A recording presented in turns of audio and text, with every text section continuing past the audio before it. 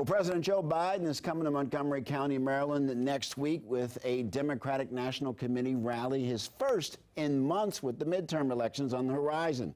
Well, joining us now is DC News Now's political reporter Leonard N. Fleming to discuss really the president's upcoming visit and what it means. And I guess, Leonard, the question I have for you is, what message does this send, or does it set a tone? Well, sure, absolutely. Look, Biden is here because he needs to kick off these midterm elections, and the Republicans are expected to do well in Congress to perhaps win back the House. So this gives him a chance to talk about inflation and talk about gas prices and things that they've been trying to do.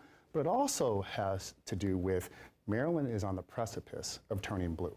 You have two major candidates. You have Wes Moore, who would be the first African-American ever elected as governor there, as well as U.S. Representative Anthony Brown, who would be the first black attorney general. So this is news that Biden can tout for the White House and for the country. It's interesting, Leonard, because we know there are some candidates nationwide that would just hope that maybe President Biden not show up. But I guess Maryland, because of the way it's set up, it's probably good for the Democratic candidates that he does stump for them? Absolutely. I mean, still Biden is struggling with his approval rating, but in the end, Maryland is still a blue state. So if you can get the Democrats excited about the ticket, that's always a good thing.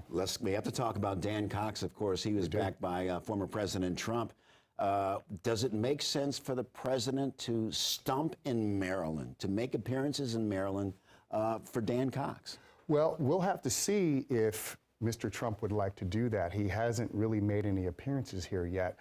But in the end, if he were to do that, it would give Cox a little bit of a boost. Remember, Cox backed up the criticism of the raid on Mr. Trump's home. So that was something that made news last week. So we'll have to see if Donald Trump shows up. Well, a lot of Mr. Trump's primary endorsees, or those that he backed, did well over the past couple of months. But this is Maryland, so right. It's a 2-to-1 Democratic state. So Trump may not have the effect that he had in Wyoming, say with Liz Cheney. Okay.